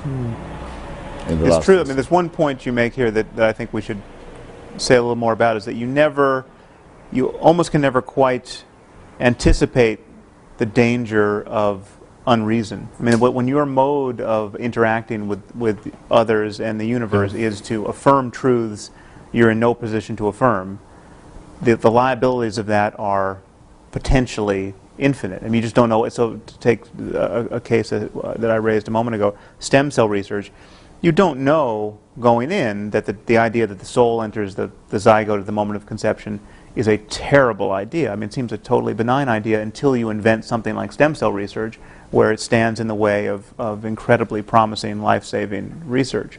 And so there's something about dogmatism which you can almost never foresee how many lives it's going to cost, because its conflict with reality just erupts. Well, that's why I think of the moment where everything went wrong is the moment when the Jewish Hellenists were defeated by the Jewish Messianists, the celebration now benignly known as Hanukkah, so as it can not clash with Christmas. That's where the human race took its worst turn. There's a few people, but they re-established the animal sacrifices, the circumcision, and the cult of Yahweh over Hellenism and philosophy, and Christianity is a plagiarism of that. Christianity would never have happened, and nor would Islam. Right. No doubt there would have been other crazed cults and so forth, but there might have been a chance to not destroy Hellenistic civilization. Well, it's not a matter of numbers. It's a matter of, if I may say so, memes and infections, which will spread very fast. Of course, I would have certainly said in the 1930s that the Catholic Church was the most deadly organization because of its alliance with fascism, which was explicit and open and sordid. Much the most dangerous church, but I would not now say that the Pope is the most dangerous of the religious authorities. It's no question that Islam is the most dangerous religion, and partly because it doesn't have a papacy that can tell it to stop something and make an edict saying control. By all means, yes. But I would still have to say that Judaism is the root of the problem. Although it's only the root of the problem in light of the Muslim fixation on that land. If the Muslims didn't care about Palestine, we could have the settlers trying to usher in the Messiah all they want. There'd be no issue. It's only the conflict of claims on that real estate.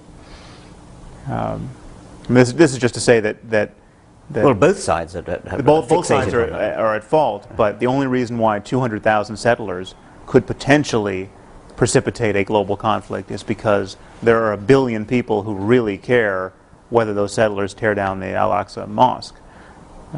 Which it's their dream to do. Yeah. Because they have the belief that one part of the globe is holier than another. Right. Than which no belief could be more insane or irrational or indecent. And so just a few of them holding that view and having the power to make it real is enough to risk a civilizational conflict which civilization could lose. I mean, I think we'll be very lucky if we get through this conflict without a nuclear exchange. Actually, I think that's a very good topic. What are our most grandiose hopes and fears here? I mean, what do you think reasonably could be accomplished in the lifetime of our children? What do you think the stakes actually are?